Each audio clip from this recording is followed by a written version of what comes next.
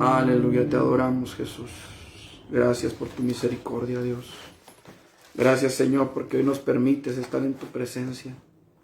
Gracias, Señor, porque nos permites, Señor, este tiempo de reflexión en tu palabra, al cual te pedimos, Señor, añadas bendición, Señor, y haya palabra de parte tuya para cada corazón, Señor. Háblame a mí, Señor. Yo necesito que tú me hables. Yo necesito que tú me fortalezcas. Mi familia necesita de ti, mis hermanos necesitan de ti. Allá en internet, Señor, allá donde alcancen a llegar estas ondas, Señor, aquel que se atreva, Señor, a escuchar esta palabra, Señor, es porque necesita de ti, Señor. Háblanos a todos, Dios, en el nombre de Jesucristo. Amén. Amén. Señor, así sea, para gloria única y exclusivamente de ti, mi Dios, en Cristo Jesús. Amén. Amén, gloria a Dios. ¿Dónde está por allá, hijo? Por favor. Voy a invitarle, hermano, que abra su Biblia ahí en Efesios capítulo 6. Vamos a estar leyendo los versículos 10 al 13. Efesios 6, del 10 al 13. Si usted lo tiene, hágame un dedito arriba para saber que ya lo tiene. Amén. Si no, pues un dedito abajo no le hace, pero algo que yo sepa que ya lo tiene ahí, ¿va? Gloria al nombre de Jesucristo. Efesios capítulo 6, versículos 10 al 13. Voy a hablar de un tema, hermano, que pues no es un tema nuevo. Yo creo que es un tema de los que más se predica en las iglesias. Y creo que es un tema al cual se ha explotado de diferentes formas. Formas correctas y formas incorrectas. Y hoy quiero hablar sobre este tema, hermanos, porque creo, hermano, que nadie, ni nosotros que estamos aquí en casa, ni aquellos que andan fuera, ni aquellos que están en otras latitudes, hermanos, es un tema que nadie se escapa. Amén. Dice la palabra del Señor, Efesios capítulo 6, versículos 10 al 13. Por lo demás, hermanos míos, escuche. Hermanos míos, nos da una clara idea a quién se está refiriendo o a quién se está dirigiendo esta carta, la carta a los Efesios. Pero yo espero que si usted no se identifica con hermanos míos, yo espero que usted logre identificarse. Y espero que usted logre aplicar las verdades bíblicas contenidas en este texto a su propia vida, a su propio corazón. Dice, por lo demás, hermanos míos, fortaleceos en el Señor y en el poder de su fuerza. Vestíos de toda la armadura de Dios para que podáis estar firmes contra las acechanzas del diablo. Porque no tenemos lucha contra sangre y carne, sino contra principados, contra potestades, contra los gobernadores de las tinieblas de este siglo, contra huestes espirituales de maldad en las regiones celestes. Por tanto, tomad toda la armadura de Dios para que podáis resistir en el día malo y habiendo acabado todo, estar firmes. Hermanos amados, hemos orado y esperamos en el Señor que el Señor hable a nuestras vidas, hable a nuestros corazones. Y quiero decirle, hermano, que la presencia del Señor, la presencia de Dios en nuestras vidas es tan importante, es tan necesaria como el agua que tomamos, como el aire que respiramos, como cada latido de nuestro corazón, como cada bocanada de aire fresco que podamos nosotros respirar, hermanos. Cada partícula de oxígeno que llena nuestros pulmones y que es irrigado a nuestro cuerpo por nuestra sangre, a través de nuestras venas y arterias, hermanos, así y aún más necesaria es la presencia de Dios en nuestras vidas. El apóstol sabiamente nos dice, fortaleceos en el Señor y en el poder de su fuerza. Hay razones, hermanos, para las cuales nosotros, o por las cuales nosotros debemos de fortalecernos en el Señor y en el poder de su fuerza. Hermanos, yo quiero hablarle en esta tarde, hermanos, precisamente de esto. Mire, el creyente, lo quiera o no. ¿Y qué digo el creyente? El ser humano en general, hermanos, todos los seres humanos, incluido usted que quizá será la primera vez que escucha un mensaje de la palabra del Señor, pero todos y cada uno de los seres humanos estamos envueltos, hermanos, en una batalla cósmica. Estamos envueltos, hermanos, en una lucha, en una guerra espiritual. Una guerra, hermanos amados, en la cual quizá usted no pidió estar, en la cual quizá yo no pedí estar, y que sin embargo, hermanos, estamos en medio de esta guerra, de esta batalla espiritual. La palabra del Señor, hermanos, nos enseña que tenemos una lucha. La palabra del Señor nos enseña, hermanos, que esta batalla es real, y vamos a explotar un poquito este tema un poquito más adelante.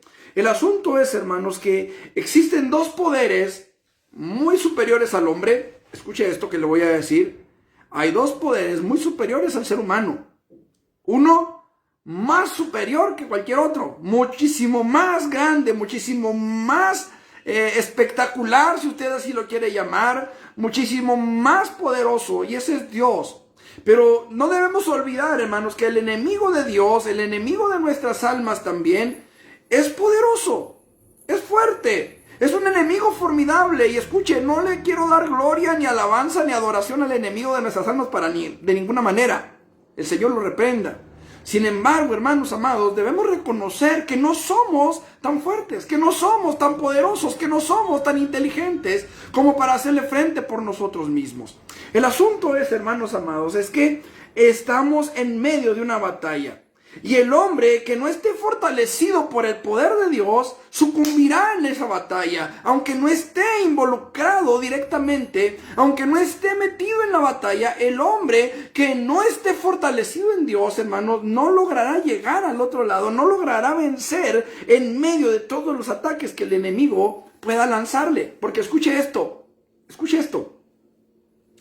probablemente usted será de los que piensan: yo ni muy ni tan. Yo ni creo en esto, ni creo en aquello. Yo me la llevo suave. A lo mejor usted dirá: yo no me meto con Dios fuerte. Yo no entro en una comunión con Dios fuerte para que el enemigo no me alcance, o para que el enemigo no me toque, para que el enemigo no me ataque. Bueno, le voy a decir una cosa.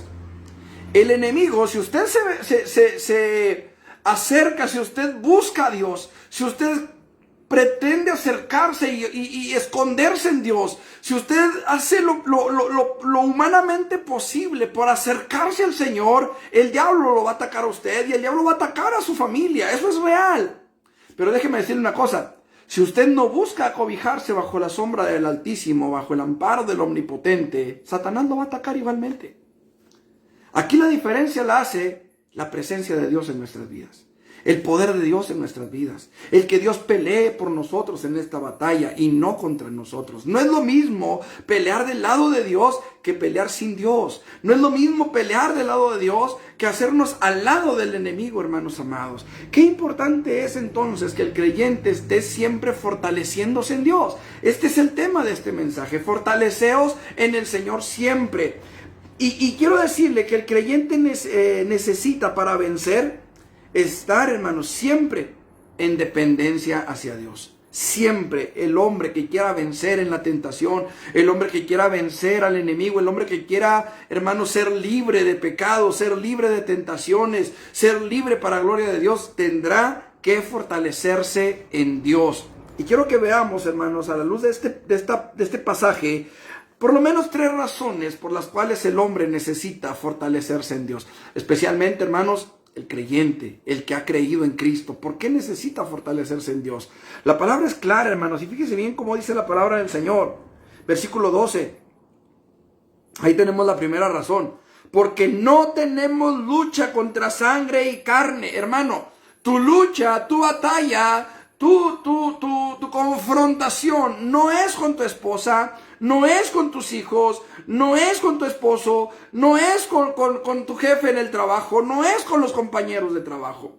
Nuestra lucha, nuestra confrontación que sí tenemos es contra huestes espirituales de maldad. Escucha, sino contra principados, contra potestades, contra los gobernadores de las tinieblas de este siglo, contra huestes espirituales de maldad en las regiones celestes. ¿Qué son las huestes, hermano? Las huestes son los ejércitos. Entonces, tenemos una lucha, hermanos, que es una lucha verdadera. No es algo que al pastor se le ocurrió, no es algo que se le ocurrió al escritor, no es algo que se le ocurrió, hermanos, a los que tradujeron la Biblia. Esto es una realidad, hermanos amados. Y en la medida que nosotros entendamos que tenemos esa lucha, que verdaderamente estamos metidos en una batalla cósmica espiritual, hermanos, en esa medida podremos venir a buscar al Señor. Hermanos amados, muchas personas piensan que definitivamente Satanás no existe. Hay muchas personas, hermanos, que se han cegado en su propio razonamiento, en su propio entendimiento, y déjeme atreverme a decirlo. Mucha gente ha sido cegada porque la palabra del Señor dice que el espíritu del anticristo, el príncipe de este siglo, el Dios de este siglo, cegó el entendimiento de los incrédulos para que no le resplandezca la luz del evangelio. Hermanos amados, persona que me estás escuchando, no es mi intención ofenderte, pero si tú no has entregado tu vida a Jesucristo, la palabra del Señor nos dice claramente que el Dios de este siglo, refiriéndose a Satanás, cegó el entendimiento de aquellos que se rehúsan a creer, de aquellos que se rehúsan a rendirle su vida a Jesucristo. Hermano amado, es importante que nosotros entendamos, hermanos, las batallas espirituales, la lucha espiritual existe verdaderamente. Yo no sé, hermano, en alguna ocasión, platicando con otra persona, esta persona me decía, bueno, pues ¿de qué denominación eres? Me dijo. Yo le dije, soy pentecostal, soy pentecostés, porque creo en las manifestaciones del Espíritu Santo. Y me dice, sí, pero eres de Asambleas de Dios, eres ¿de dónde eres? Me dijo él. Y ya le dije yo, pertenezco a la Asociación de Asambleas de Dios, estoy dentro de Asambleas de Dios. Y me dijo, dijo, por eso, porque estábamos hablando acerca de luchas espirituales. Y me dijo, dijo, por eso. Y le dije yo, ¿qué tiene que ver que sea de Asambleas de Dios? Me dijo, es que los de Asambleas de Dios donde quiera ven demonios. Hermanos, no es que donde quiera veamos demonios. No los vemos, gracias a Dios no los vemos. Pero sabemos que están allí, hermano. El simple hecho, hermanos, de ver cómo está la situación alrededor de nosotros, cómo se mueve el mundo, cómo está la situación, hermanos. Crisis aquí, crisis allá, corrupción aquí, corrupción allá. El crimen, hermanos amados, ya no tiene una rienda, ya el crimen sobrepasó a las autoridades. El otro día, hoy en la mañana, estaba viendo en las noticias de una persona que sacaron de un antro, hermanos. Lo sacaron como entre 6 o 7 personas. Y al día siguiente lo encontraron con 6 balazos en el cuerpo, hermanos, y ya sin máscara, ya sin capucha, sin nada. Así llegaron, se metieron y lo sacaron y se lo llevaron. Y así está, hermanos, el mundo. Así está la situación. Hace tiempo, les comentaba, hermanos, hace tiempo uno de nuestros senadores salió a las calles a decir, afortunadamente en México nos gobierna la Constitución y no la Biblia. Y hermano, yo lo invito para que salga a las calles y vea cómo están las calles, vea cómo está la situación, asómese a ver en las noticias, asómese a ver el periódico y se va a dar cuenta que la palabra de Mateo 24 que dice que la maldad de muchos se multiplicará, dice, por haberse multiplicado la maldad, el amor de muchos se enfriará. Y esto lo estamos viendo, hermano, no solamente en el mundo, también en la iglesia. ¿Qué provoca esto? ¿Qué es lo que provoca que el aumento de la maldad? ¿Dios? No, por supuesto que no. Pero todo esto se tiene que cumplir, hermano. Dios en su omnisciencia, en su todo conocimiento, Él sabía que las cosas iban a suceder. Y usted me dirá, bueno, ¿y entonces por qué Dios lo permite si Él sabía? Porque Él tiene una norma, una ley que Él no puede violar. Y esa es la ley del libre albedrío. Él te da un libre albedrío para que tú decidas a quién seguir. Por eso dice la palabra, escogeos hoy a quién sirváis, si a los dioses de los amorreos a los cuales sirvieron nuestros padres, o a Jehová de los ejércitos. Dios nos está diciendo, escoge a quién vas a servir. Y hermanos, el mundo ha escogido servir a Satanás. A lo mejor no han dicho poniendo la mano sobre la Biblia satánica, yo declaro que voy a servir. No. Pero en sus corazones, al momento en el que el hombre rechaza seguir a Jesús, en ese momento está tomando la otra opción. ¿Me explico? Si a mí me dicen, ¿quiere café con leche o sin leche? Cuando yo digo, pues no me gusta el café sin leche, entonces quiere decir que estoy tomando la otra opción. Cuando yo decido tomarme el café con leche, la otra opción, que es café sin leche, queda descartada automáticamente. No sé si me estoy haciendo entender. Pero el asunto es, hermanos, que el mundo ha descartado a Jesucristo, ha hecho a un lado a Dios, y ahora el mundo se queja de por qué están las cosas como están. Porque le hemos dado autoridad al enemigo de nuestras almas. Si vamos al Evangelio según San Mateo, en el capítulo 4,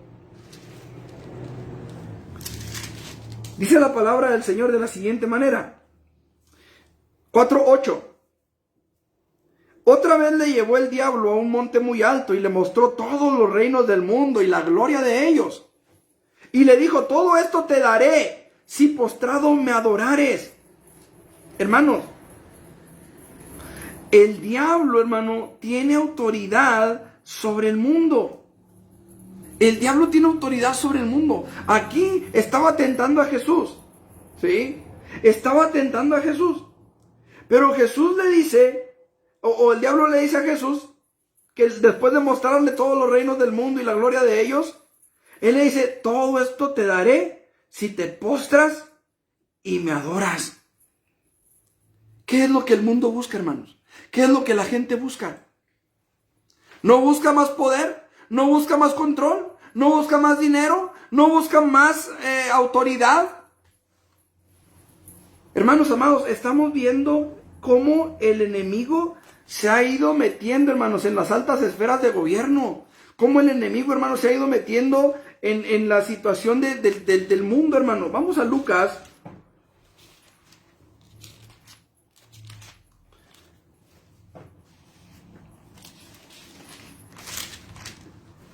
En el capítulo 4 también.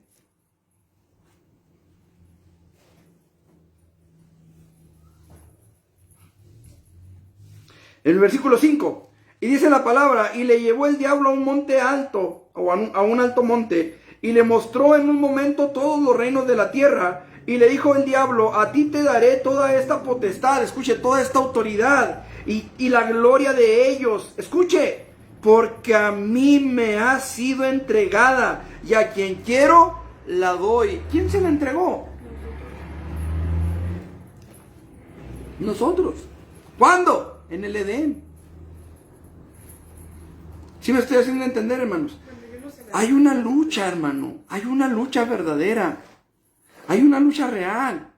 Y el cristiano necesita, hermanos, fortalecerse en Dios, porque esa lucha es verdadera. Porque no podemos nosotros, hermanos, descuidar nuestra vida espiritual. Hermanos, la lucha que tenemos es una lucha real. Es una lucha, hermano, que no podemos descuidar. Y el problema, hermanos, es que no somos tan fuertes. No somos tan fuertes como para hacerle frente a un enemigo tan formidable como el que tenemos enfrente. ¿Se acuerda de David y Goliat? Para los que no saben, que no creo que haya alguien que no sepa, pero Goliat era un gigante, hermanos, que medía más de 3 metros. Y Goliat, hermanos, era un filisteo. La palabra filisteo significa invasor. Eso significa filisteo, ¿sí? Por eso había siempre guerra contra los filisteos, dice la palabra de Dios. Como mucho tiempo hubo guerra contra los filisteos. Los filisteos eran de diferentes naciones. Para los judíos, filisteo pues era cualquiera que iba a invadir la tierra. Y este gigante, Goliat, dice la palabra del Señor que todos los días, estando en guerra con Israel y estando los dos campamentos uno frente al otro, este hombre se paraba y lanzaba desafíos, gritaba un reto al pueblo de Israel, lanzaba un reto. Manden a uno que pelee contra mí. Y si yo lo venzo, decía él, ustedes nos van a servir a nosotros. Y si él me vence, nosotros vamos a servirles a ustedes. Yo no sé si usted se ha puesto a pensar, ¿por qué si estaban los dos ejércitos uno frente al otro, por qué no se atacaban entre sí? ¿No se ha puesto a pensar en eso? Unos por confiados y los otros por miedosos. Unos por confiados y otros por miedosos. No, la verdad es que no. La verdad es que donde el campo de batalla era un valle, pero los dos estaban acampados, hermanos. Los dos ejércitos estaban acampados en un monte cada uno. Entonces el primero que bajara pues quedaba en desventaja, ¿no? Porque lo agarraban a pedradas desde arriba o con flechas desde arriba, y obviamente pues no era lo mismo atacar de abajo para arriba que de arriba para abajo. Por eso no se atacaban el uno al otro. Esto se lo comento para que usted sepa el contexto y si de repente alguien le dice, ay, sí van a estar los dos ejércitos y no se hace nada. Bueno, era por eso, porque estaba uno enfrente del otro, sí, pero estaban en un monte y el valle estaba abajo de ellos. El primer ejército que bajara iba a quedar en desventaja. Por eso solamente salía un hombre, un paladín, un guerrero, ¿sí? Y retaba al ejército israelita, pero todo el ejército israelita estaba con miedo. Nadie se atrevía a enfrentar a aquel gigante. Pero de repente llega un jovencito, hermanos. Todo el mundo decimos que era un niño, porque para los judíos la edad de la mayoría de edad se alcanza a los 30 años. David tenía 16, 17 años aproximadamente. Y llega David, hermanos. Un niño de secundaria. Aproximadamente, un jovencito de secundaria, de preparatoria quizá. Miguel tiene 17 años. El asunto es, hermanos, que David sale al encuentro de aquel gigante. Y aquel gigante viene al encuentro de David y cuando lo ve, hermano, la Biblia dice que lo menospreció porque lo vio hermoso. O sea, David era un joven guapo. La Biblia dice que era un joven guapo. No voy a decir cómo era porque pues ya con eso tiene usted suficiente. Si no, acá empiezan a reírse. La Biblia dice que era rubio, de ojos de color y que no sé qué tanto va, pero... No es cierto, dice que era rubio. Pero el asunto es este, hermanos. David se presenta ante Goliat y Goliat lo ve chiquito, jovencito, un niño prácticamente. Y le dice, ¿soy acaso un perro para que vengas a mí con piedras y palos? Y David le dice, tú vienes a mí con espada, lanza y jabalina. Pero yo vengo a ti en el nombre de Jehová de los ejércitos. Hermano amado, ¿quieres vencer en la batalla espiritual? Fortalécete en el Señor. No vayas en tus fuerzas. No vayas con tu conocimiento. No vayas con tus capacidades. No vayas en tu carne. No vayas en tu capacidad. Porque, amado hermano, tu capacidad nunca va a ser suficiente contra las armas que el enemigo esgrime contra ti. Tú vienes a mí con espada, lanza y jabalina. Yo nomás traigo 5 piedras del arroyo. Pero vengo a ti en el nombre de Jehová de los ejércitos. Él te entregará en mi mano. Y yo daré a comer tus carnes a las bestias del campo y a las aves de los cielos. Y te voy a cortar la cabeza, le dijo David a Goliat. Y se la cumplió. Con su propia espada se la cumplió. Hermanos, nosotros necesitamos entender, lo creamos o no. Los demonios y el mismo Satanás, hermanos, están en una guerra en contra de nosotros, hermanos. Y aún el mismo Satanás, hermanos, está en contra de nosotros. Y hay mucha gente, hermanos, que no entienden que la mejor arma que Satanás tiene es la incredulidad de la gente. Hermanos, aún entre los cristianos se mueve la incredulidad a veces. Y a veces pensamos que el diablo ya no tiene nada de oportunidad en contra de nosotros y decimos, ya Jesús lo venció en la cruz. Sí, Jesús ya lo venció en la cruz, ahora lo tienes tú que vencer en el nombre de Jesús. ¿Me estoy haciendo entender? Ahora nos toca a nosotros vencer. Jesús ya venció, ahora nos toca a nosotros. Por ahí lanzaron un meme, ¿no? en Facebook, que estaba López Obrador y otras personas ahí de su gabinete, ¿verdad? Y decía, nosotros ya salimos, en México ya salimos de pobres, decía, ahora siguen ustedes, decía, faltan los mexicanos. El asunto es este, hermanos, Jesús ya venció, ahora te toca a ti, y ahora me toca a mí, y tenemos que hacerlo, y para hacerlo necesitamos fortalecernos en el Señor, porque cuando tú te atreves, escucha, cuando tú te atreves a enfrentarte a Satanás por ti mismo. La Biblia dice ahí en el libro de los Hechos que había 7 hijos de un hombre llamado Esceva. Estos hombres eran judíos, eran exorcistas. Escucha esto, eran exorcistas ambulantes. O sea, andaban de pueblo en pueblo echando fuera chamucos. Y la Biblia dice que llegaron a donde estaba un endemoniado y le dijeron al endemoniado, te conjuro por Jesús, el que predica Pablo. Y el demonio les dijo, a Jesús conozco y sé quién es Pablo. ¿Y ustedes qué venden? Les dijo el chamuco. ¿Ustedes quiénes son? Y hermanos, los mandó, dice la Biblia, desnudos y heridos. Desnudos y heridos. ¿A qué le tiramos, hermanos, cuando queremos ir a hacer batalla espiritual o guerra espiritual en nuestras fuerzas? Les decía al inicio, hermanos, que este es un tema que se ha explotado mucho y se ha hablado mucho, bien y mal. Digo bien hablando doctrinalmente y digo mal hablando doctrinalmente también. Se le ha enseñado a la iglesia, hermanos, a mucha gente, se le ha enseñado una forma incorrecta de hacer guerra espiritual. Se les ha enseñado que la guerra espiritual es hacer bola en un gimnasio, en un concierto, pagando 250, 300 pesos por entrada. Y llegar a gritar como locos y llegar a cantar y a danzar. Y en cierta ocasión estábamos en una campaña evangelística, hermanos, y delante de mí estaba una hermana. Y delante de la hermana, en la silla de adelante, estaba una persona sentada, un varón. Y yo recuerdo, hermano, que empezaron las alabanzas, hermanos, y la hermana empezó a danzar, ¿verdad? En el espíritu, según ella. Y empezó a hacer pasitos como tipo cancán. Yo no sé si ustedes conozcan todavía lo que era el cancán. Así chiquito, ¿verdad? Pasitos de tipo cancán, como que tirando pataditas, ¿verdad? Pero la persona que estaba enfrente de ella no era cristiano y estaba sentado en su lugar, hermano, y de repente casi metió gol la hermana. Le puso un patadón por acá atrás. Volteó el señor así bien enojado, porque obviamente al no ser cristiano y al estar ahí y recibir una patada en la cabeza que casi metió gol la hermana, voltea el señor, la ve bien enojado, y la hermana se puso roja, hermanos, pero rojo semáforo, una señora güerita, ¿verdad? Igual que su servidor. Se puso roja, hermanos, así la cara roja, casi se le salía la sangre de la cara. Y se sentó, hermanos, bien avergonzada. Eso, hermanos, eso es hacer guerra espiritual en tus propias fuerzas. Eso es hacer guerra espiritual en tu propio conocimiento, en tu propia sabiduría, en tu propio entendimiento. Pero la palabra del Señor nos dice, hermanos, que tenemos que fortalecernos en el Señor y en el poder de su fuerza.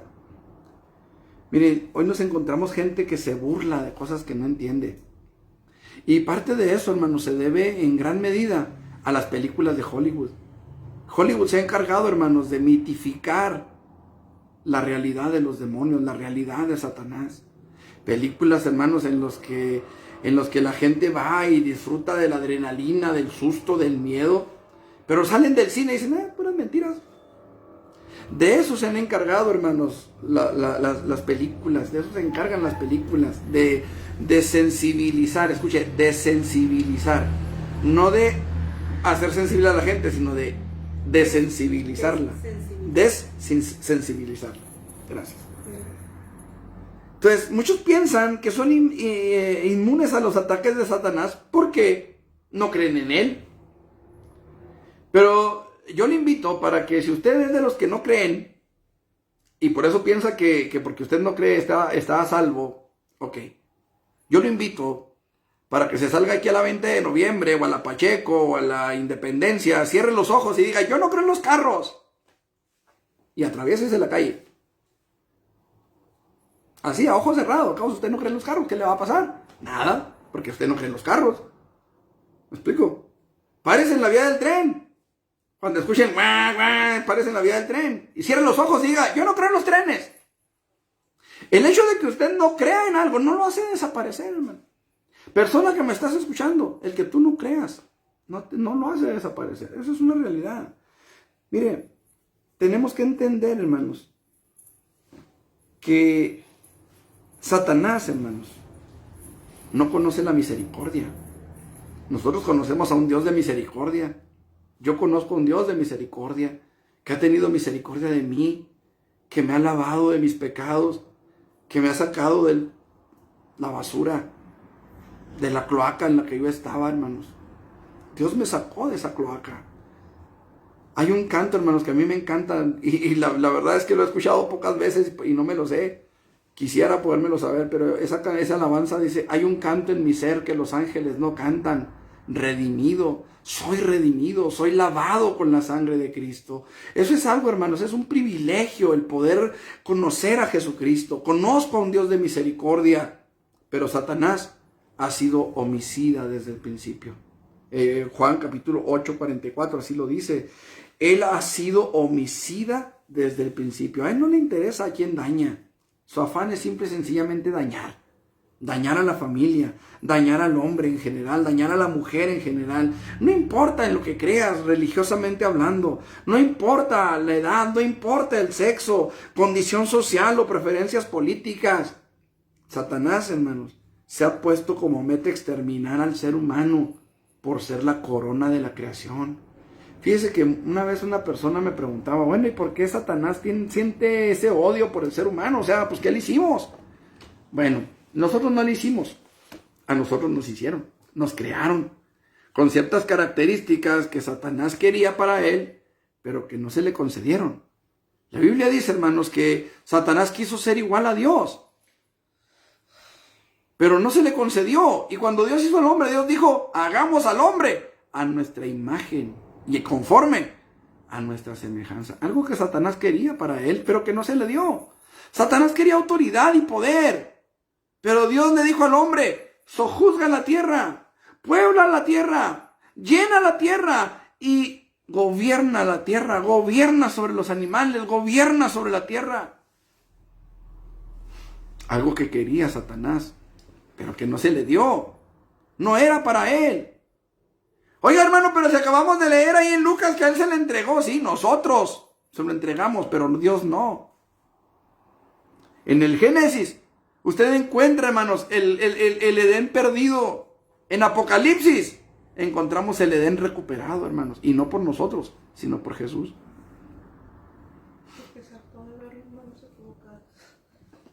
Ahora, es importante que nosotros entendamos, mire, hoy, hermanos, el ser humano, hermano, necesita entender esto. Hoy podemos darnos cuenta de que el estado de Chihuahua, hermanos, es uno de los estados que encabeza, hermanos, la lista de abortos. Chihuahua es uno de los estados, hermanos, bueno, no los abortos, de los divorcios. México, hermanos, se está llenando de gente que aborta, ya legalmente. México, hermanos, es un país que está llenándose de adictos, de drogas, de homicidios. ¿Qué estamos viendo, hermanos? Estamos viendo el mover del enemigo. Estamos viendo la realidad de que la guerra, hermano, no es contra sangre y carne, sino contra principados, contra potestades. Yo me acuerdo, hermanos, cuando yo era adolescente, en cierta ocasión llegó un niño a la casa de una tía, estábamos un primo y yo, y este niño llegó bien contento con un cassette VHS, y era una película, hermanos, una película homosexual. Y el niño venía bien contento que quería que la viéramos con él, estábamos mi primo y yo, y quería que le prestáramos la tele y la videocasetera para ver esa película con él. Entonces mi primo le preguntó, bueno, ¿y qué película es? Y ya el niño le dijo, y le dijo mi primo que no, pues que estaba mal, que no iba a poner esa película ahí, ¿va? Y le dijo el niño, pues ¿qué tiene, hijo? Yo siempre la veo con mi tío. Y estamos hablando, hermanos, de hace 20 años, 30. Hermanos, hoy, hermanos, en aquellos entonces, mi primo y yo nos escandalizamos. Hoy, la gente ya no se escandaliza. Hoy la gente, hermanos, ya no se escandaliza con cosas como esa. Estamos viendo, hermanos, que la batalla es real. Hermanos amados, mucha gente en las iglesias está abandonando, está desertando el camino de la fe. Eso, hermanos, nos habla de que la batalla es real, de que la batalla está ahí. Y necesitamos fortalecernos en el Señor para poder vencer. En segundo lugar, hermanos, el creyente necesita fortalecerse en el Señor siempre para poder estar firme contra las tentaciones. Fíjese que mucha gente piensa que porque ya venció la tentación una vez, ya la armó. Ya estuvo, ya el diablo ya no va a volver. Si vamos otra vez a Lucas, hermanos, al capítulo 4 de Lucas.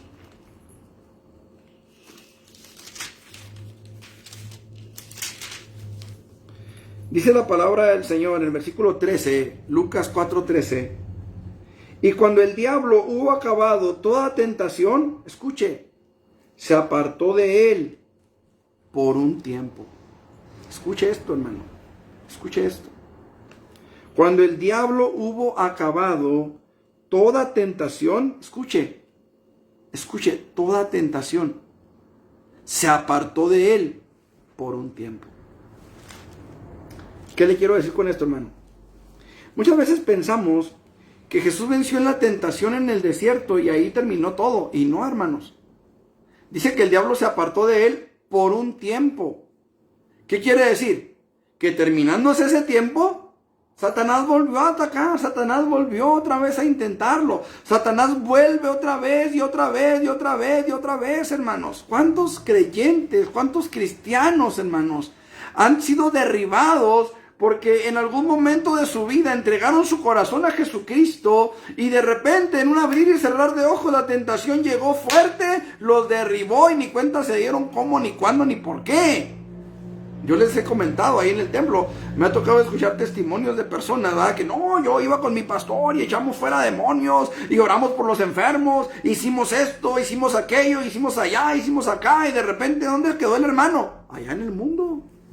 ¿Por qué, hermanos? Porque descuidamos nuestra vida espiritual, descuidamos nuestra relación con Dios, y es entonces que el diablo aprovecha para derribarnos. Por eso el apóstol Pablo dice, el que piensa estar firme, mire que no caiga. Y no dice el que esté firme, dice el que piensa estar firme. Yo sé que habrá creyentes muy firmes, yo sé que habrá creyentes que están bien sólidos en el Señor, fuertes en el Señor, fortalecidos por Él.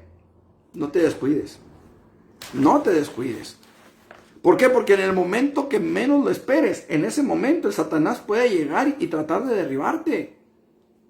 En el momento en el que tú te sientas más fuerte, es el momento en el que más debes cuidar tu camino. Es el momento en el que más debes vigilar tu camino. Ahí mismo en Efesios capítulo 5, versículo 15, dice la palabra, mirad pues con diligencia cómo andéis, no como necios, sino como sabios, aprovechando bien el tiempo, porque los días son malos. ¿Por qué son malos los días? Por la batalla que tenemos. Hermano amado, si tú crees que estás firme, si tú te sientes firme en el Señor, fortalécete. Fortalécete, porque el diablo puede atacar en cualquier momento. Esto no es, hermano, mire, muchas veces pensamos que el cristianismo es una simple y llana religión. No, hermano, el cristianismo es una forma de vida. Y el cristianismo es una batalla. Y es una batalla cansada, hermanos, cansada. Por eso necesitamos fortalecernos en el Señor. Por eso necesitamos estar fuertes en Él. Las tentaciones que Satanás pone en la vida del hombre, hermano, nunca vienen de forma desagradable. ¿Usted cree, hermano, que aquel que se droga a fuerzas? No, hay algo que le atrajo en esa droga. A lo mejor un escape de sus problemas, un escape de su realidad, aunque sea por unos momentos, y queda enganchado en eso. ¿Por qué cree usted, hermano, que es tan difícil que una persona deje el pecado que ha practicado por tanto tiempo? El mentiroso batalla para dejar de mentir. El afeminado, hermanos, batalla para dejar eso. El homosexual no se diga, el mentiroso, el adúltero, todos batallamos, todos tenemos nuestras luchas, todos. No es fácil, hermanos. Por eso necesitamos fortalecernos en el Señor, porque no es fácil, no está tan sencillo. El otro día escuchaba un comentario, una predicación de una persona que estaba predicando. Y esta persona decía, yo no entiendo cómo hay cristianos que dicen que ser cristiano es tan difícil. Pues yo no entiendo qué clase de cristianismo estará viviendo esa persona, ¿verdad? También. Porque cuando tú quieres verdaderamente, dice la palabra del Señor, el apóstol Pedro lo dice, que todo aquel que quiera vivir piadosamente sufrirá persecución. Y no estamos hablando aquí solamente de persecución humana. Estamos hablando aquí, hermanos, de persecución espiritual. Estamos hablando aquí, hermanos, de una persecución férrea, hermanos. Terrible. Promovida por Satanás. Entonces, si yo quiero vivir en santidad, yo voy a sufrir persecución, voy a sufrir la tentación, el diablo va a venir a quererme derribar. ¿Cuándo? Cuando menos lo esperes, cuando menos lo pienses. La tentación no es igual para todas las personas, por supuesto. Santiago capítulo 1, versículo 14.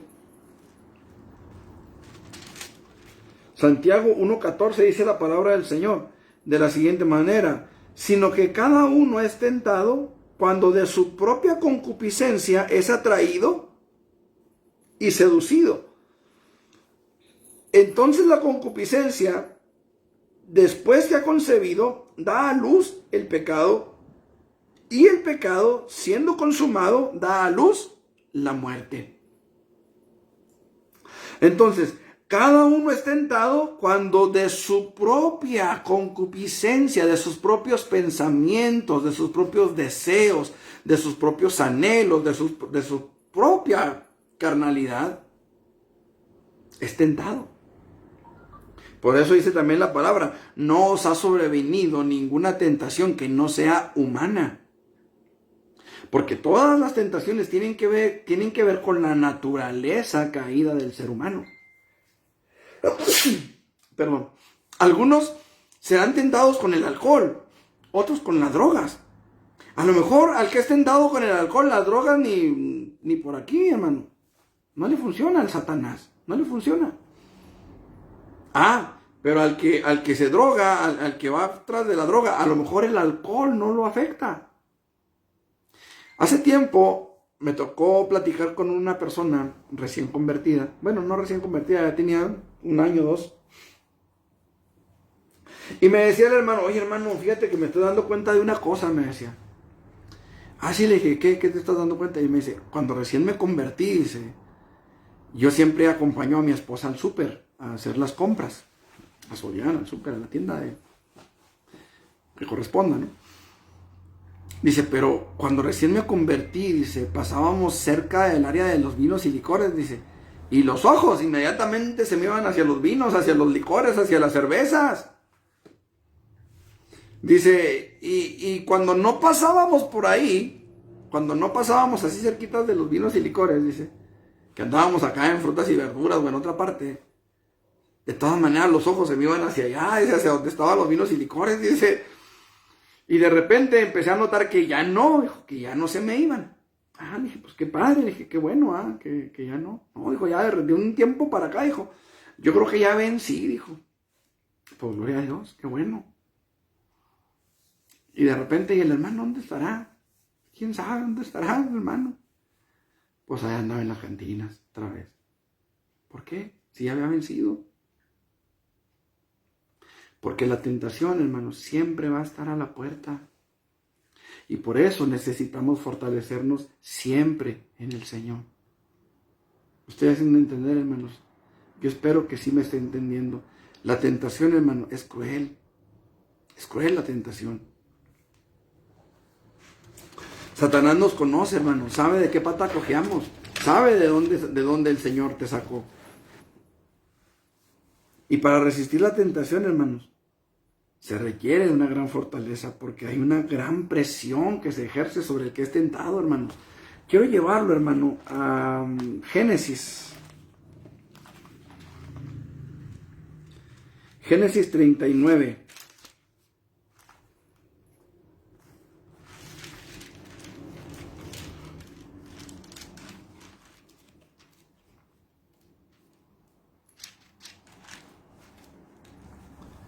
Quiero leer el texto, hermanos, desde el versículo 2 hasta el versículo 10. Escuchen. Mas Jehová estaba con José, y fue varón próspero, y estaba en la casa de su amo el egipcio. Y vio su amo que Jehová estaba con él, y que todo lo que él hacía, Jehová lo hacía prosperar en su mano. Así halló José gracia en sus ojos, y le servía. Y él le hizo mayordomo de su casa, y entregó en su poder todo lo que tenía. Escuche, Jehová estaba con José. Y aconteció que desde cuando le dio el encargo de su casa y de todo lo que tenía, Jehová bendijo la casa del egipcio a causa de José. Y la bendición de Jehová estaba sobre todo lo que tenía, así en casa como en el campo. Y dejó todo lo que tenía en mano de José, y con él no se preocupaba de cosa alguna, sino del pan que comía. Y era José de hermoso semblante y bella presencia. Escuche. Aconteció después de esto que la mujer de su amo puso sus ojos en José y dijo, duerme conmigo. Y él no quiso, y dijo a la mujer de su amo, he aquí que mi señor no se preocupa conmigo de lo que hay en casa, y ha puesto en mi mano todo lo que tiene. No hay otro mayor que yo en casa, y ninguna cosa me ha reservado sino a ti, por cuanto tú eres su mujer. ¿Cómo pues haría yo este grande mal y pecaría contra Dios? Hablando ella a José cada día y no escuchándole no escuchándola a él para acostarse al lado de ella para estar con ella, aconteció que entró él un día en casa para hacer su oficio y no había nadie de los de casa allí. Y ella lo asió por su ropa diciendo, duerme conmigo. Entonces él dejó su ropa en las manos de ella y huyó y salió. Y cuando nosotros leemos este relato, decimos, híjole, qué fe tenía José, qué comunión con Dios, qué temor de Dios. Pero no se amarraba la ropa. Tenía que haberle deshecho el nudo. Entonces la cosa está, acá ya me están sacando acá las cuentas, ¿verdad? Hasta yo di con el abaco acá en el gorro, todo lo que da, ¿verdad? ¿Cómo es que le dejó la ropa a la mujer? Pues nomás es lista. Escuche, Jehová estaba con José. Jehová prosperó todo el trabajo de José. Todo lo que José hacía prosperaba. Su amo le tenía toda la confianza. Pero era hermoso. Ahí dice la Biblia, ¿verdad? Era de hermoso semblante. Era un galán, muchacho. Pues porque toda, primero los escribí como que estaban guapísimos. Porque a lo mejor porque estaban guapísimos. El asunto es, hermano, yo no sé si era un William Levy o si era un, no sé. Esperemos que no, porque William Levy. Yo no sé qué era, pero estaba guapo el chaval. ¿Sí? Estaba guapo. Y la Biblia dice, hermanos, que la mujer de su amo quería que él se acostara con ella. ¿Sí? Ahora, la pregunta es, ¿cómo es que la mujer se quedó con la ropa de José? Porque escuche esto, hermano.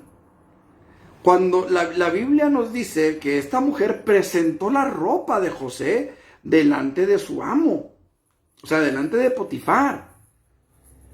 Cuando ella empieza a gritar, dice,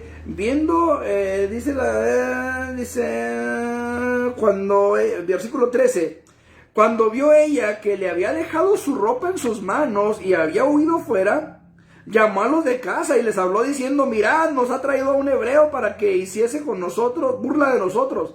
Vino él a mí para dormir conmigo y yo di grandes voces. Y nadie lo oyó dar grandes voces hasta que empezó a gritar, ¿va? Y viendo que yo alzaba la voz y gritaba, dejó junto a mí su ropa y huyó y salió. Escuche, ¿cómo estaba la ropa de José? Intacta. No estaba rasgada. ¿Sí me explico? La ropa de José no estaba rasgada. O sea, no fue que la mujer lo agarró de la camisa, ¿va? Y aquel salió corriendo y la camisa se rompió y aquel dejó la camisa ahí toda hecha garras. No, la túnica, no. También que fuerza tan inhumana de tener la morra. Ajá, qué esfuerzo habría tenido aquella mujer para arrancarle la ropa a José, ¿verdad? Y que estuviera la ropa desgarrada cuando José salió corriendo. No. ¿Cómo es que José salió corriendo? Pues se quitó la ropa. Escuche, hermano, la tentación siempre vendrá de una forma fuerte.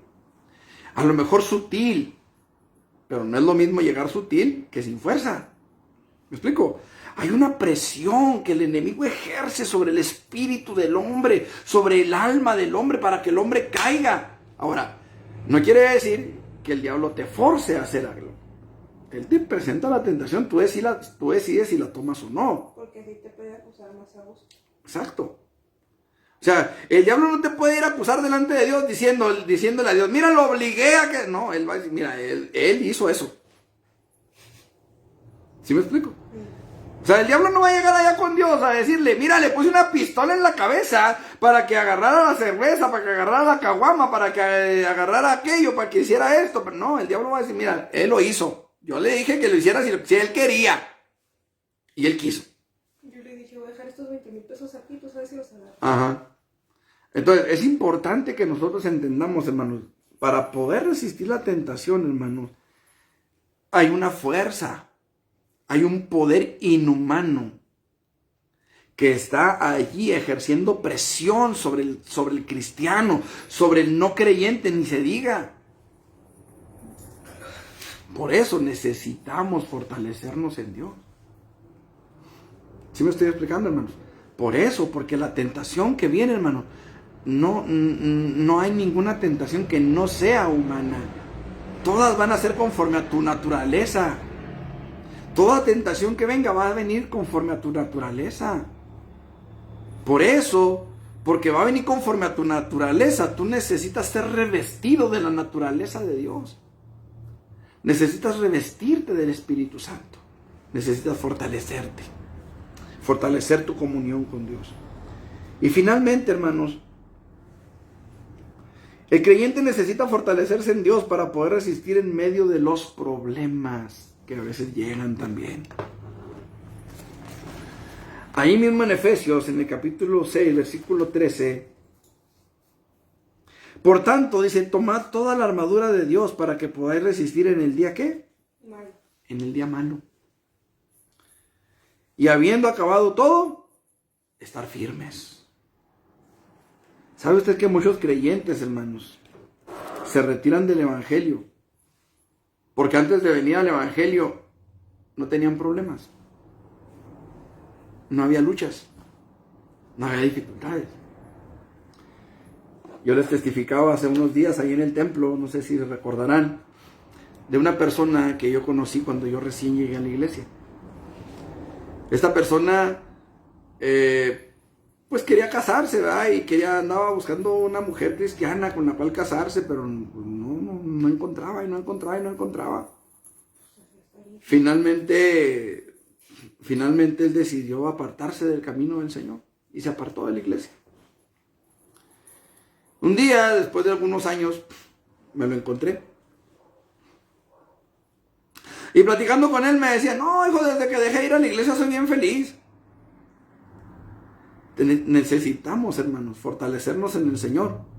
Porque el diablo va a tratar de sacarte de la iglesia como sea. Y si sabe que metiéndote problemas, que metiéndote conflictos en tu hogar, con tu esposa, con tu esposo, qué sé yo, va a lograr sacarte, lo va a hacer. Lo va a hacer. Por eso tú necesitas fortalecerte en Dios. Hay personas que vienen al Evangelio porque quieren que su esposo cambie. Me ha tocado escuchar testimonios, ¿verdad?, de personas que llegaron a la iglesia y el marido, en lugar de componerse cuando oraban por él, parecía que se descomponía más. Y la hermana se fue. Fue el pastor a visitar a la hermana, pues, ¿qué pasó? Dejamos de verla en la iglesia. No, dijo, pues yo llegué a la iglesia porque quería que mi marido cambiara, pero como no cambia, pues ahí nos vemos, dijo. Entonces, a veces, hermanos, tenemos que hacerle frente a problemas. Ustedes conocen el testimonio de Miguel, mi hijo. Y no es que yo quiera abusar de mi hijo en ese sentido. Pero la verdad, hermanos, es que fue algo muy difícil para nosotros, para Leti y para mí como papás. Fue algo muy difícil. Pero la gracia del Señor nos sostuvo. Hay personas que nos conocen de todo el proceso que llevamos con Miguel. Y pudimos sostenernos en Dios. Pudimos sostenernos y aquí estamos, gracias a Dios. Han pasado 3 años casi del trasplante de Miguel, hermanos. Casi han pasado 3 años. Y hasta ahorita el Señor ha estado con nosotros de una forma bien especial con Miguel. Fue un año bien complicado, bien difícil. Aquí está Judith que no me deja mentir. Fue un tiempo, hermanos, de lágrimas, de sufrimiento, de dolor para nosotros como familia. Pero ¿sabe qué, hermano? El Señor fue fiel. El Señor nos sostuvo. Pudimos sostenernos en Él. Pudimos sostenernos en Dios. Así que usted puede sostenerse en Dios también. Porque ciertamente, hermanos, van a venir problemas. El creyente debe fortalecerse para que el desánimo no llegue a su vida por causa de los problemas. Vamos a Primero de Reyes, capítulo 19.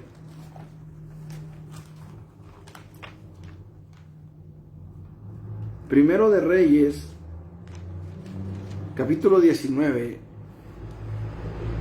del 1 al 4, dice: Acab dio a Jezabel la nueva de todo lo que Elías había hecho. Para los que no saben lo que Elías había hecho, Elías retó a los profetas de Baal a un desafío. Y al retar a los profetas de Baal, pues obviamente el reto incluía a Dios. ¿Por qué? Porque la palabra del Señor dice que Elías lanzó un desafío: el Dios que haga descender fuego del cielo, ese sea Dios. Él estaba seguro de que Baal no iba a poder hacer descender fuego del cielo. Él estaba bien seguro de eso. Pero ¿y si Dios no quería mandar fuego del cielo? Bueno, ahí estaba el desafío. Entonces la Biblia nos dice, hermanos, que Elías retó a estos profetas, y cuando llegó la hora del sacrificio, la Biblia dice que Elías mató al buey, lo destazó, puso los trozos del buey sobre el altar, sobre la leña, y ordenó que se vertiera agua sobre el sacrificio. Échenle agua. Y otra vez échenle agua, y 7 veces le echaron agua, y de tal manera, hermanos, que era tanta el agua que le echaron, que alrededor del altar Elías había hecho una zanja, y la Biblia dice que la zanja escurría el agua, y las piedras estaban mojadas, y el sacrificio estaba todo mojado. Y Elías clamó a Jehová, y Jehová hizo que descendiera fuego del cielo y consumió el holocausto, la leña, lamió el agua de las piedras, y hasta el agua de la zanja se secó, hermano. Y Elías hizo que decapitaran a todos esos 450 profetas falsos. Y Acab dio la nueva a Jezabel de todo lo que Elías había hecho y de cómo había matado a espada a todos los profetas. Entonces envió Jezabel a Elías un mensajero diciendo: así me hagan los dioses y aún me añadan, si mañana a estas horas yo no he puesto tu persona como la de uno de ellos, como la de uno de los profetas. Escuche con atención, hermano. El Dios que haga descender fuego del cielo, ese sea Dios. Dios hace descender fuego del cielo. ¿Usted qué esperaría? ¿Qué esperaría? En un mundo idólatra, en un mundo lleno de pecado, lleno de dioses ajenos que no sirven para nada, y de repente hay uno que hace descender fuego del cielo, que hace llover sobre buenos y malos, que da la vida al ser humano. ¿Qué esperaría usted? Una super mega archirregueterra contra conversión de todo el país, ¿no es cierto? Un oficio. De toda la gente, hermanos. Yo esperaría, al ver un milagro de ese tipo, de ese tamaño, que la gente alrededor, que la gente que se dio cuenta, se convirtiera. Pero fíjese que esta mujer no se convirtió. Y no solamente no se convirtió, sino que amenazó la vida del profeta. Escuche, así me hagan los dioses y aún me añadan, así me hagan los dioses esos que no pudieron hacer descender fuego del cielo, así me hagan los dioses esos que no sirven para nada, así me hagan los dioses si mañana yo no he puesto tu cuerpo, tu vida como la de uno de ellos, o sea, si no te decapito yo a ti. Pues por eso lo dijo. Viendo pues el peligro, se levantó y se fue para salvar su vida, y vino a Beerseba, que está en Judá, y de allí dejó a su criado. Y él se fue por el desierto un día de camino, y vino y se sentó debajo de un enebro, deseando morirse. Dijo: basta ya, oh Jehová, quítame la vida, pues no soy yo mejor que mis padres. ¿Cómo estaba el profeta? Listo. Yo no sé si usted conozca los enebros. El enebro, hermanos, es un arbusto, más o menos crece, no sé, 1 metro, 1,5 metros, más o menos es lo que crece un arbusto de esos. Y son espinosos, ¿no? Son espinosos y no dan mucha sombra, o sea, sí dan sombra, pero no dan mucha sombra. Y la Biblia dice, hermanos, que él se sentó debajo de un enebro y deseando morirse dijo: basta ya, oh Jehová, quítame la vida, pues no soy yo mejor que mis padres. Y echándose debajo del enebro se quedó dormido. Y aquí luego un ángel le tocó y le dijo: levántate, come, etcétera, etcétera. Usted conoce la historia. El profeta se desanimó, hermano. El profeta se sintió desalentado. ¿Cuántas veces, hermanos? ¿Cuántas veces el Señor nos ha dado una palabra, un mensaje que dice, no, híjole, este mensaje, la iglesia va a despertar, la iglesia se va a mover, la iglesia va a avanzar. Y parece que es al contrario. En la iglesia, amén, gloria a Dios, aleluya. En el templo va todo el mundo gozoso, todo el mundo alegre, todo el mundo sale de ahí con esas ganas, con esas pilas al 200%. Y al día siguiente parece que les apagaron la luz. Pareciera que va a haber un fruto grande de esa predicación. Y a veces parece que es todo lo contrario, hermanos. Hermanos, hay problemas, hay dificultades. Y el cristiano que no esté preparado, el creyente que no esté fortalecido en el Señor, va a terminar así. Basta ya, oh Jehová, quítame la vida. ¿Qué pasó con Elías, hermano? ¿Cuál fue el final de sus días? Elías llegó al monte Oreb, al monte de Jehová. Se metió en una cueva. Y de repente dice la Biblia que hubo un terremoto, pero Dios no estaba en el terremoto. Y de repente, hermanos, un viento recio, un torbellino, pero Dios no estaba en el torbellino. Y de repente, un viento apacible. Y Dios le habló a Elías desde el viento apacible. Y le dijo, ¿qué haces aquí, Elías? Y Elías le dice, ya, quítame la vida, ya no puedo, ya no sé, ya no sirvo, ya esto, ya lo otro, ya para allá, para acá. Ya no quiero ser tu soldado más fuerte. Y Dios, hermanos, escuche con atención. Dios le dijo a Elías, ve y unge a Eliseo, porque tú ya no vas a ser mi profeta. Lea la escritura. Léalo con atención. Y se va a dar cuenta, hermano, de que Elías, hermanos amados, que fue uno de los profetas más grandes que Israel ha conocido, que fue un profeta, hermano, que fue un hombre que estuvo con Jesús en el monte de la transfiguración y junto con Moisés. Pero Dios le dijo, tú ya no vas a ser mi profeta. A veces los problemas llegan de tal manera, hermano, que pueden hacernos perder la comunión con Dios. Escuche, espero que usted esté ahí, hermano, en Primero de Reyes. Espero que tenga su Biblia abierta.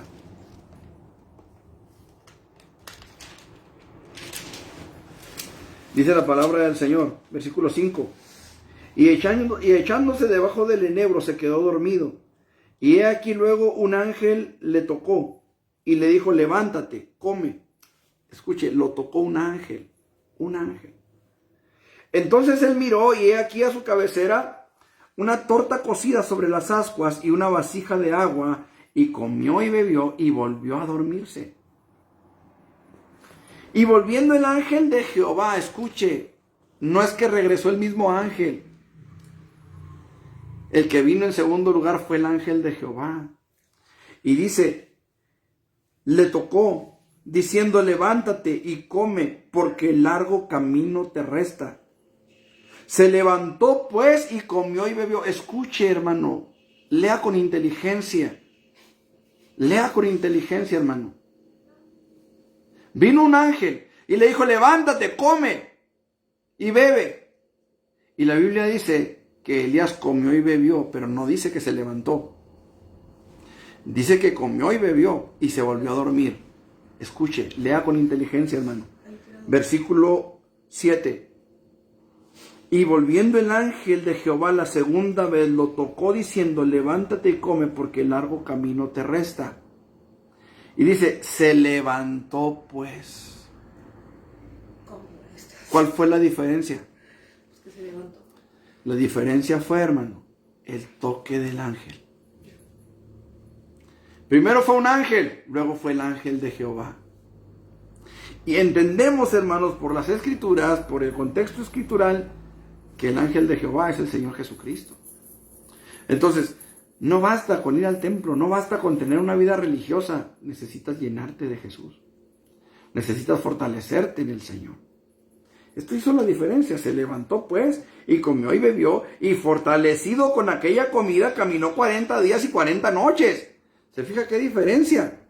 Llega un ángel, lo toca y le dice, levántate, come. Elías come y bebe, pero se vuelve a dormir. ¿Por qué? Porque no basta con el toque de un ángel. No basta con una vida de religión. No basta con una vida religiosa en el templo.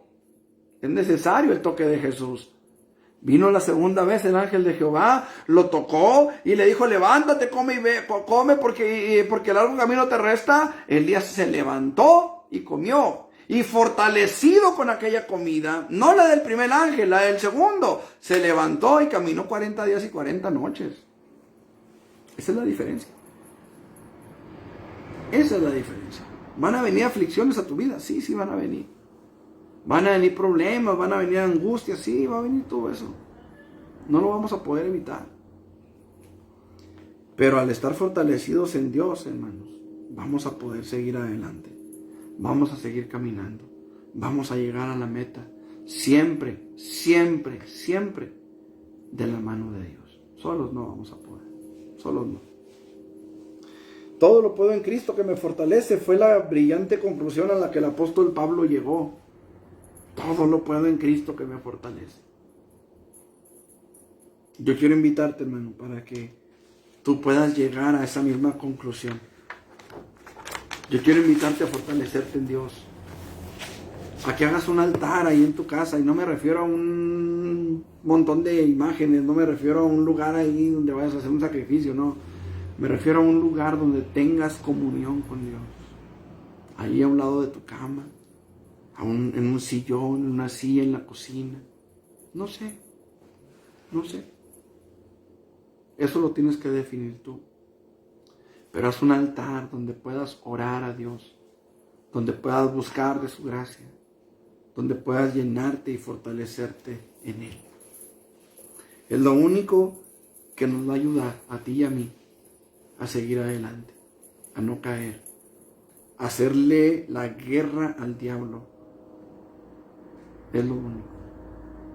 Llenarnos, verdaderamente llenarnos del Señor, de su presencia, de su gracia. Yo quiero orar por ti y quiero orar por mi familia también.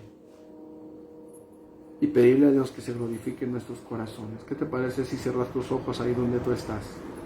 Señor, en el nombre de Jesús, he predicado tu palabra, Señor, y hemos venido delante de ti, Señor, a reconocer que no somos tan fuertes,